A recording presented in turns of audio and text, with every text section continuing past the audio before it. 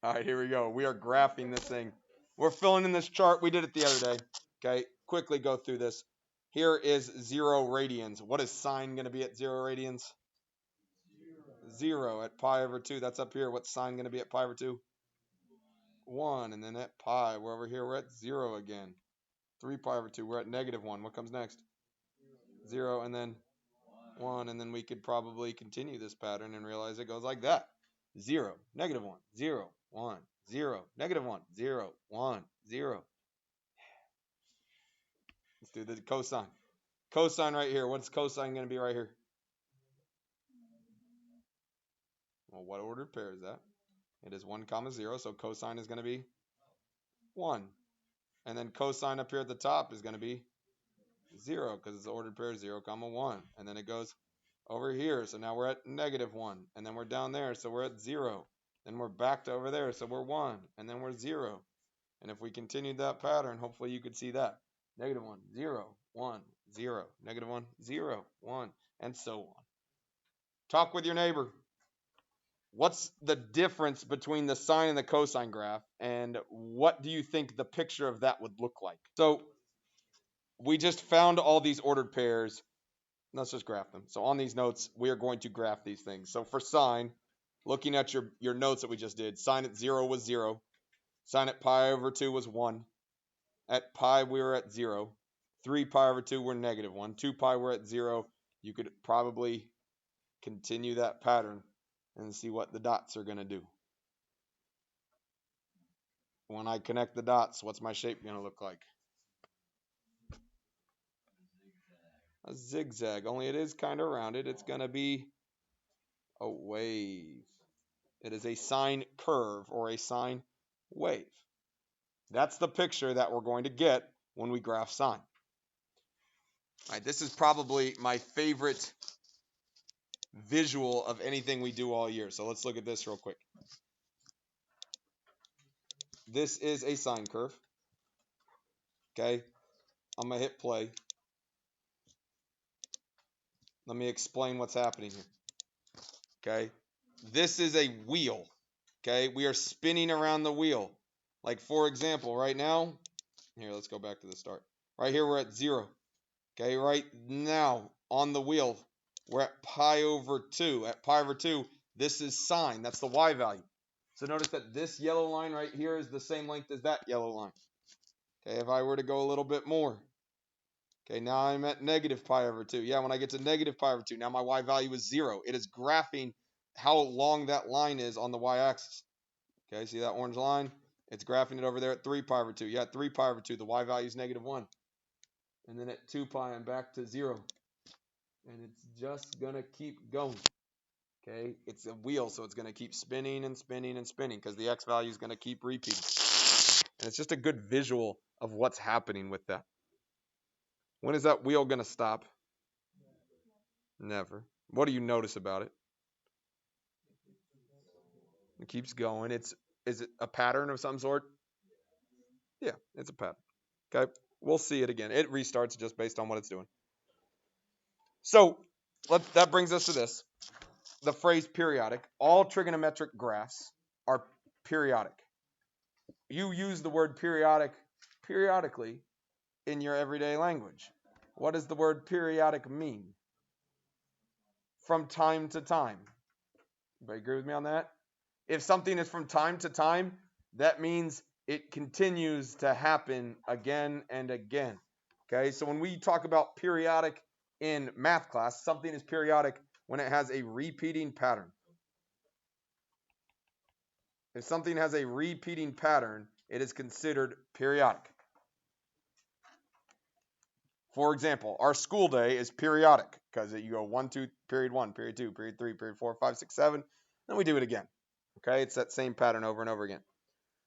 When we talk about period, or in other words, period length, if we talk about the period length, like in class, it's 50 minutes long or 45 minutes or whatever it is, okay?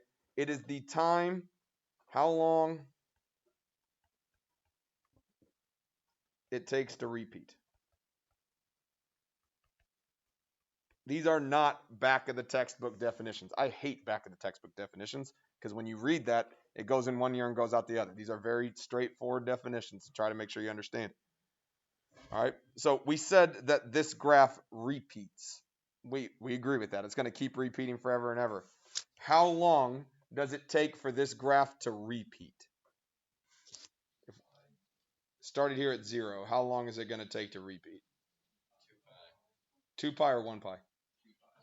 2 pi. Because if it's 1 pi, that's 1 pi. And if I said it was 1, then it would repeat again. It's not doing that. Instead, I got to go middle, top, middle, bottom, middle. And then it would do it again. Middle, or middle, top, middle, bottom, middle. Boom, boom, boom. That right there is 1 period length. So the period length for this graph is 2 pi, because that's how long it takes to repeat. Okay, that is the period length of that graph.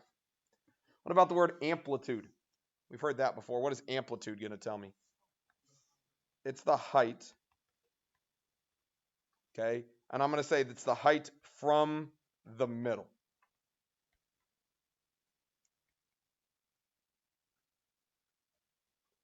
So what would you say the amplitude of this graph is? It's 1, because I'm going up to 1 from 0, and then I'm also going down to -1. The amplitude is going to be the same on both sides. It's up 1 and down 1 as we go. We good? Yes. Let's do cosine. Same thing with cosine. We already did this in bell work. We listed all these values. Let's just put them on our paper. So cosine at 1 is going to be, or at 0, it's 1. At pi over 2, it's 0. At pi, it's -1.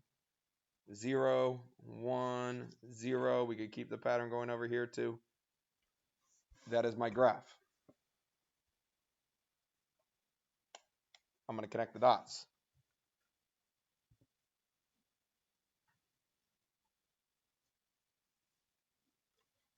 There is my graph, just like that.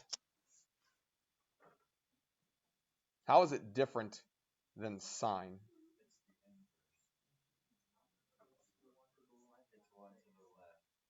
Yeah, it's not the inverse necessarily, but it's just been kind of shifted over, right? Look at this graph. I'm literally just going to pick it up and bring it up here. Oh, yeah, that's the same. Like if I could graph the lines the same each time, that's the same. But it's just been moved over. Here's cosine. Boom, there's sine. That's the only difference. Okay, let's look at the Desmos graph again because it's pretty helpful. So here's cosine. Okay, cosine we started at 1. Now when we look at this graph, it's the x value. So it's how far from the center it is. Okay, so we got to 0, and then it starts being negative. Okay, this distance is negative, so now it's going down. And then it's going to get shorter because it's getting closer and closer to 0. Then we reach 0 down here, and then it goes positive again. And it's going to keep repeating. If I put the sine curve at the same time, you can see that the curves are very similar. All that's happened is it's been moved over. Okay, the purple line is happening a little bit before the green line is happening. Okay, in fact, pi over 2 before the green line is happening. Kind of makes sense visually what's happening with that. Yeah. All right. Let's answer some questions. The domain of both sine and cosine graphs, they're going to be the same. When we talk about domain means what x values can I plug in? What number can I not plug into this graph? When is it going to stop going? Never. It's just going to keep spinning around and around. So my domain, all real numbers. Range. What y values am I going with here? -1 to 1. That's my range. I stay in between -1 and 1. I don't go above 1. I don't go below -1. And that should make sense. A unit circle has a radius of 1, so you can't get a number bigger than 1. Period length. How long does it take for this graph to repeat? 2 pi again, because to get back to the top, I got to go 2 pi. Just like the first one, they're the same. It's 2 pi. My amplitude is going to be 1. Y equals a sine omega x. Okay, we got to deal with this thing. What is the amplitude? Well, amplitude, think about what that is. We said that's how high it goes, right? If I gave you x squared and I threw a 3 in front of it, what is that 3 going to do to my graph? Stretch it vertically, right? That's a vertical stretch. Same thing here. What is amplitude? Amplitude is the height, okay? Or maybe better yet described as the vertical stretch.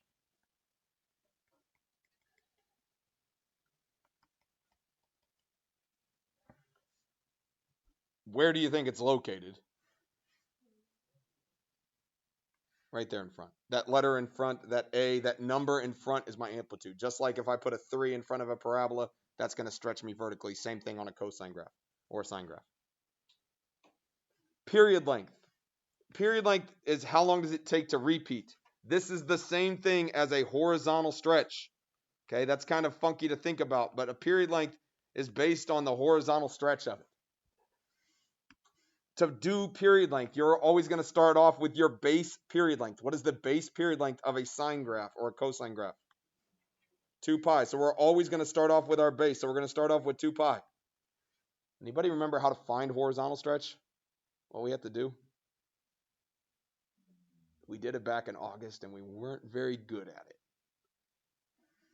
To find horizontal stretch, you multiply by the reciprocal of whatever's in front of your x.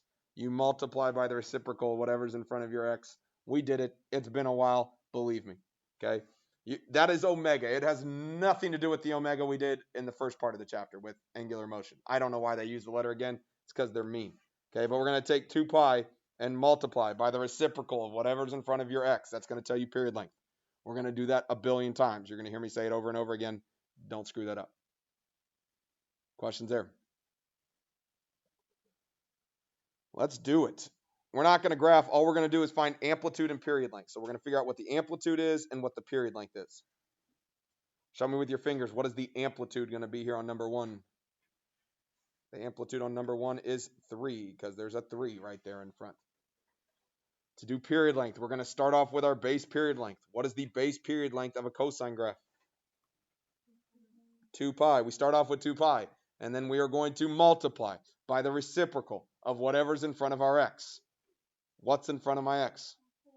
A 4. So I'm going to multiply by the reciprocal of 4, or in other words, 1/4. What is 2 pi times 1/4 going to get me? Pi over 2. Understand what that means. Okay? What we just said is we're stretching horizontally. What it used to take us 2 pi to graph this thing, we're now going to get a full curve in just pi over 2. Okay, let me show that to you visually real quick. I'm going to turn off, what was it, sine or cosine? Cosine. So we'll turn that off. That's a cosine graph. Okay, here's cosine. Oh, go away. It did it to me. I knew better than to try to act like I could type all day long. Cosine of x. Okay, that's our basic graph. By putting a 4 in front, tell your neighbor, what is a 4 in front? Changing the period length to pi over 2. What's that going to make the graph look like?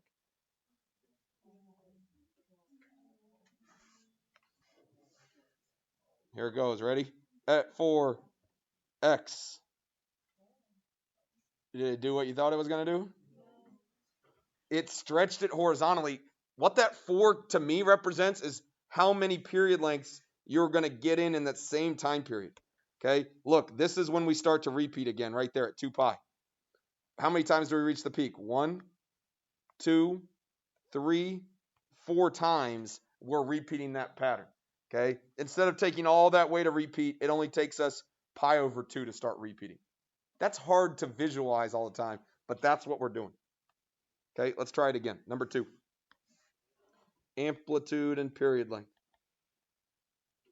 Sean, what's my amplitude going to be on this one? 5/3. Whatever number's in front, that's my amplitude. If I'm doing period length, I start off with my base period length. So, Jake, what's my base period length going to be? 2 pi over 3. We're going to start off with 2 pi. That's our base period length, is 2 pi.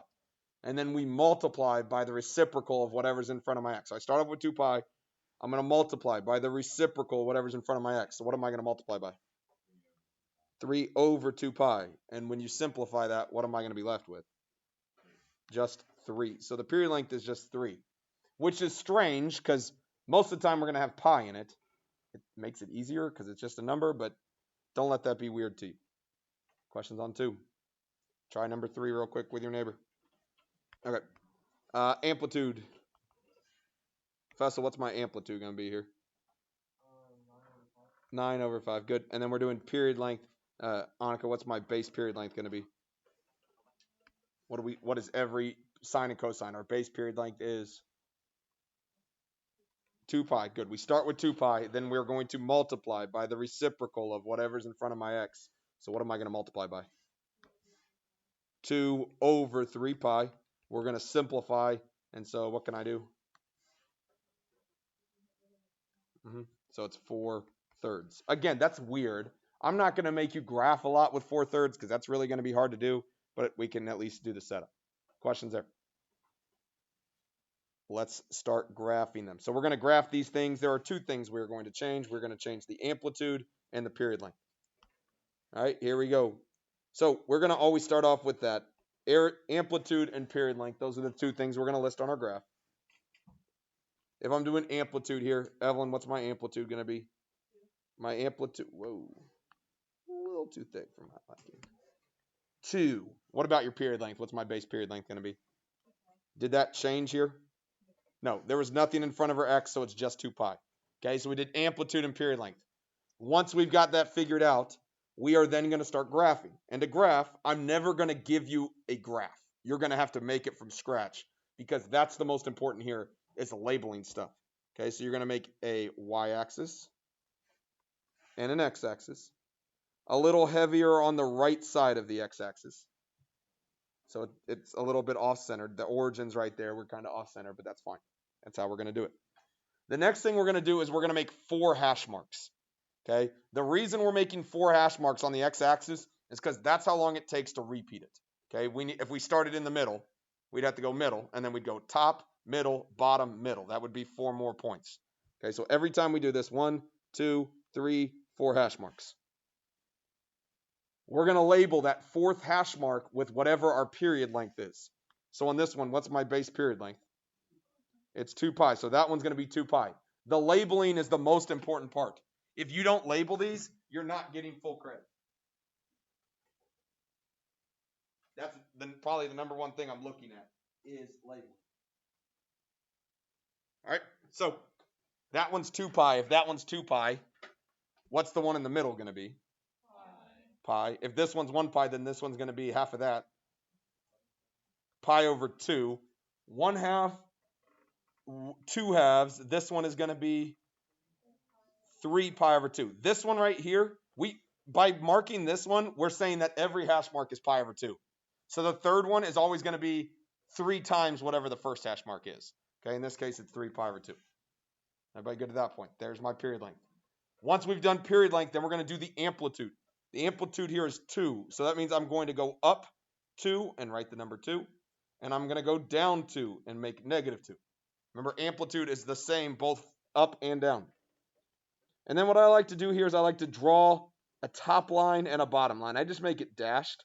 It's not really there, but it's there as a boundary to say, hey, I'm living in between these two lines. I'm never going outside of them. Once we've done that, then we're going to make our graph. This is a sine curve. So if I'm graphing a sine curve, where do I start? Do I start at the top, the middle, or the bottom? The middle, because when we deal with sine, we start in the middle. Okay, we're in the middle. So at my next hash mark, you've got 3 options. It's top, middle, or bottom. Well, you're already at the middle, so it's not the middle. So which one am I going to next, top or bottom? The top, because sine curves start in the middle and then go up. Middle, top, and then I'm at the top. So my next hash mark, my only other choice is to go back to the middle again. And I just came from the top. So my next choice is to go back to the bottom. And then once I'm at the bottom, I'm going back to the middle. That is 1 period length. That is not the only part of this graph. This graph goes on forever. I'm not going to draw it forever because I don't have that much time. Okay? I'm only graphing 1 period length each time. But notice that I drew arrows at the end that represent this thing is going to continue on and on and on. Questions on that? It's tough to see these graphs. Okay? So far we've got this thing. Well, what did we just do? We had sine x. That's our normal graph. The only thing we did to it is we put that 2 in front. So what did that 2 really do to my graph?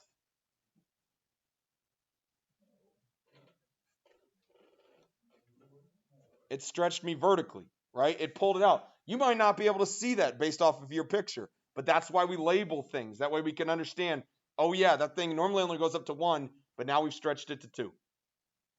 Make sense on the first one? Let's do it again. Okay, number 2. -4 cosine 2x. We're going to start off with amplitude.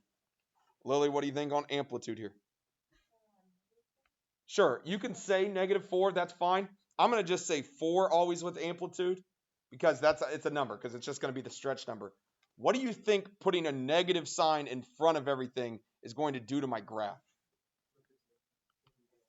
It flips it vertically. Okay, think about if I had x squared and I threw a negative in front, that's going to make a downward parabola. Same thing is true here. If I put a negative in there, it's going to flip me vertically. So I'm going to write flip on my paper so I don't forget. But it is a vertical flip. If I'm doing period length, psi, what's my base period length going to be? We start off with 2 pi, and then we multiply by the reciprocal of whatever's in front of my x. So what am I going to multiply by? 1/2. That's the reciprocal of 2. When we multiply that together, it's going to get me pi. Cool. Now let's graph it. So I'm going to make a y-axis and an x-axis. I am not going to make much difference in my pictures based on the values. If I were the best math student, I would. But sometimes it's a little complicated. That's why we label stuff. Because technically, this picture is going to look a lot different than the last one. Okay, but we're going to do our best. Once we've done that, I'm going to make 4 hash marks. What am I going to label that 4th hash mark as? This is pi. It's whatever my period length is. Since this is pi, this is pi. If that's 1 pi, the one in the middle is going to be pi over 2. If this is pi over 2, this is half of that. So this is going to be pi over 4 because it's a quarter now. 1/4, 2/4. The third line is going to be 3/4. It's 3 times whatever that first one is. We did that. Next thing we're doing is amplitude. So in this case, my amplitude is 4. So I'm going up 1, 2, 3, 4. I'm going to label it. That's my top line. 1, 2, 3, 4. I'm going to label it. That's my bottom line. This is a cosine graph. Where am I going to start to make a cosine graph? Normally, I would start at the top, but I'm not going to start at the top. Why not? Because I flipped it. So since I flipped it, I'm really going to start at the bottom. And then I'm going to go to the middle. Then I would go to the top. And then the middle. And then the bottom again. Let me show you a pet peeve with these graphs. So your graph should look like this. Okay, that's what my graph should do. I am very mean on test day if you give me a graph that looks like this. Okay, if you have a graph that does this, oh no, it's bad. That's not where the cosine graph goes. Okay, that cosine graph lives in between these lines. That's why we drew a top and a bottom. Okay, so draw an arrow that goes back up, but definitely don't draw it going outside of my graph. Make sense there? Let's look at each one of those pieces again here. So we started off with this. We started off with cosine of x. That's our basic graph. But then what I did with that basic graph, give me another line. Okay, we put a negative sign in front of it. So the negative sign flip me come on. The negative sign flip me vertically like that. What's the 4 going to do in front? Stretch me vertically like that. What is the 2 in front of my x going to do? Compresses it. Okay, we compressed this thing. So notice I'm getting a bunch. I didn't put the right number. I put a 3. Sorry. Put a 2 in front. Notice that this happened 2 different times before I got to 2 pi. That's what that 2 represents. It's like you're going twice as fast as you were before. All right. Let's try the next one. See if you can set that up without me. We'll go over it here in a second. Go. Here we go. We started off with amplitude. My amplitude was 3. Period length. I started off with my base period length, which was 2 pi. Then I multiplied by the reciprocal. I got 2. Since it was negative in front, I flipped it. All right. So Ashley, what am I going to call this 4th line right here? This one right here is 4 pi. This one's half of that, so it's 2 pi. This is half of that, so it's pi, 1 pi, 2 pi. The third one is 3 pi. I had a little more space on this one, so notice that I stretched it out. Because 4 pi means that this graph is taking longer to graph. It should be significantly faster than this graph right here. Okay, you don't always have to do that, but again, that's why we label it. Then I'm doing amplitude. My top line is 3, so 1, 2, 3, boom. The bottom line is -3, boom. You can go ahead and make your dashed line if you want to. You don't have to. Again, it's just there as a visual guide. Then I'm graphing sine. Where is a sine graph going to start? Top, middle, or bottom? Middle, but it's flipped, so where am I actually going to start? Still in the middle, because if I stood up, my belly button's in the middle. If I do a handstand, I flip upside down, my belly button's still in the middle. Okay, that didn't change. Just because I flipped a graph didn't mean it changed, because I start in the middle. But once I'm in the middle, where am I going to go next? Now I'm going to go down, because I flipped vertically. Okay, instead of going up, now I'm down, and then middle, and then top, and then middle again. Connect the dots. There is my graph. Questions on 3. Try number 4. See what you can do. Here we go. We are doing amplitude. Caroline L, what's my amplitude? A half. My amplitude's a half. Then I'm doing period length. Caroline C, what's my base period length? 2 pi, and then I need to multiply by reciprocal, whatever's in front of my x. So what am I multiplying by? 3 over 2 pi. And so what's your period length? It's 3, which is really strange. But again, don't let that be weird to you. All I'm going to do is label that fourth hash mark as 3. If that one's 3, what's the middle one going to be? Yeah, you can write it as 1.5. Do it with fractions because it's good practice for your brain. So that's 3. This is 3 halves. If you write it as 1.5, I'm not going to count it wrong. But I'd rather you go 3 halves. If this is 3 halves, what's this one going to be? That one is 3/4. If this is 3/4, what is the third line going to be? It is 9/4 because it is 3 times the other one. If you added 3/4 one more time, that would get you back to 3. Okay, 12/4 would get me 3. Then I'm doing amplitude. That's a little bit rougher here. I'm going to go ahead and say this is 1 and this is -1, just so I don't have to make it too small because otherwise then my paper would look garbage. But that's a half and that's a half because that's my period length. It's a cosine graph, so where's a cosine graph going to start? Starts in the top and it's not flipped, so I go top, middle, bottom, middle. Just kidding, that's not the middle. Middle, top. There is my curve. Nothing too crazy today. Today we learned the basics. Okay, tomorrow we're going to take this thing, shift it left and right and up and down. So that'll add a little bit. Okay, on Friday we're just going to practice this. So the rest of this week, all we're doing is sine and cosine. So you should get more comfortable with it. Okay, Monday, Tuesday, Wednesday next week, we're going to add secant, cosecant, tangent, cotangent. Some of them are tough, but once you get the rules down, you'll be great. Homework